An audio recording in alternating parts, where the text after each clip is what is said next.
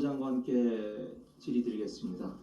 차분하게 질문 드릴 테니까요. 차분하게 답변 부탁드리겠습니다. 이동관 방통후보자, 방통위원장 후보자 청문회가 얼마 전에 있었는데요. 두 개의 쟁점이 있었습니다. 하나가 아들 학폭 문제고 방송 장악이 두 번째입니다. 두 개가 제일 큰 쟁점이었다는 것은 장관님도 동의하시죠? 저도 청문회를 잘 봤습니다. 네. 이 방통 후보자 검증도 그렇다면 검증도 이 두 가지 문제에 집중을 했어야 된다라고 생각을 합니다. 그런데 실제로 그렇게 이루어졌는지 좀이 아니라 많이 의문이 듭니다. 첫 번째 학폭 문제입니다. 아까 박범계 의원이 말씀하셨듯이 한 장관께서 지난번에 정순신 문제가 있었을 때 제가 알았다면 그냥 넘어가지 않았을 것이다 이렇게 말씀을 하셨고 그건 제가 드린 질문에 대한 답변이었습니다. 그래서 다음부터는 달라지겠거니 했는데 과연 이동관 학폭 문제에 대해서 하나구나 서울시 교육청에 자료를 요청하셨는지 아까 박범계 장관도 물었는데 구체적인 문제에 대해서 답변을 드릴 수 없다라고 이야기를 하셨어요.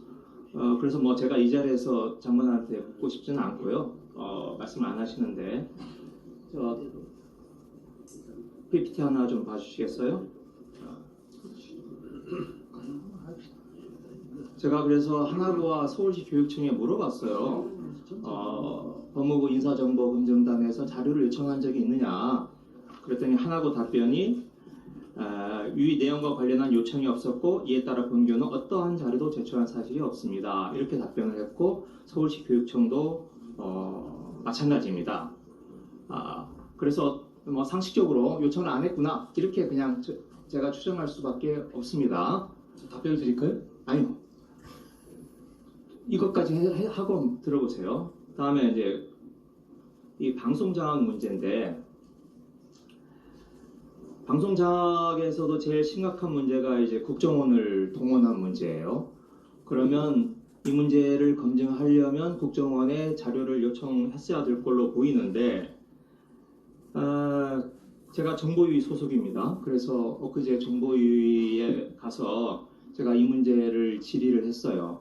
그랬더니 원장, 2차장, 기조실장 모두 이 문제와 관련됐을 법한 간부들이 이 문건 자체를 본 적이 없다. 언론을 통해서 알게 됐다. 이렇게 얘기를 하고 있습니다. 국정원에서 받지 않았다면 어떤 방법으로 이걸 받을 수 있을까요? 혹시 일반론으로라도 설명해 주실 수 있을까요?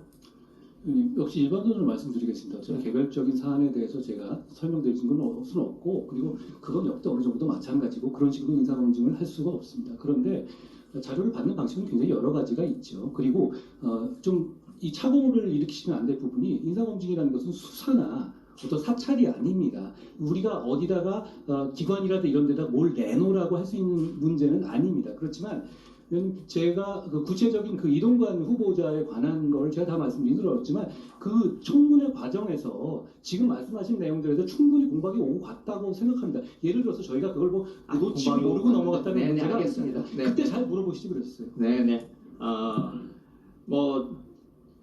제가 머리가 안 좋아서 그런지 모르겠습니다만 지금 장관님이 이야기하시는 어떤 특별한 방법, 제3의 방법으로 이걸 자료를 구할 수 있는지 저로서는 좀 상상이 안 갑니다. 자, 이것뿐만 아니고 지난번에 정순신 폭력 학폭 문제가 있었을 때 그때 이제 판결문을 구할 수 없어서 문제가 됐다라고 했고 그리고 판결문을 구하지 못한 문제는 전 정부에서도 계속 있었던 문제죠. 정부 타선 충분히 하셨잖아요. 탓이 아닌가 비교를 해야죠. 그 정도 얘기하셨으면 됐지 또 얼마나 또 하시려고 계속 얘기하시니까요 지금. 이 정부에 대해서 얘기를 하고 있는 거죠. 자, 그랬더니 말씀하시기를 법원의 협조를 통해서 판결문을 검색하는 시스템을 확보해 보겠다. 그런 취지로 답변을 하셨어요. 지난번 질문 답변에서 법원하고 대통령실하고 협의가 있었다는 말씀이 나왔습니다. 네네. 예. 그래서 그런데 그 협의의 내용이라고 하는 게 다음 한번 봐주실래요? 다음. 네. 우리 행정처장님께서 잘 아시죠? 네, 그 협의의 내용이라고 하는 게 대통령실에 있는 행정관이 기획총괄 심의관에게 전화를 한 통화해서 판결문 제공해 줄 수 있느냐라고 했더니 기획총괄 심의관이 정보 주체의 동의가 없는 한 법률이 정하는 범위를 넘어서 할 수 없다. 이런 취지의 답변을 했죠. 처장님 맞죠? 네, 네, 그리고 그 이후로 이와 관련돼서 추가적인 통화나 협조 요청이 있었습니까? 그것도 그 이후에까지는 모르겠고요. 네. 저희들은 어쨌든 저가 이슈가 돼가지고 언론적이고 원칙적인 답변을 드렸는데 이런 행정부에서 이런 이슈가 있어서 예를 들자면은 법에 저촉되지 않는 범위 내에서 할 수 있는 방법이 무언가 한번 법원 차원에서도 한번 아이디어를 한번 내보자 정도로 지시를 한 적은 있습니다. 그러니까 지시는 했는데 뭐 요청이 들어오거나 협의를 하거나 그런 걸 아직 알지는 못하시는 거죠. 없습니다. 뒤에 혹시 아시는 분 계세요? 이 이후로 더 요청이 들어왔는지? 의원님 지금 제가 법원과의 행정처에- 협의는 법무부가 아니라 대통령실에서 하고 있습니다. 그러니까 법무부에 물으셔도 당연히 알 수는 없어요. 그러니까 여하튼 대통령실이든 법무부든 법원 행정처에 그 다음에 요청 오는 거 혹시 기조실장님 있으십니까? 없었다고 합니다.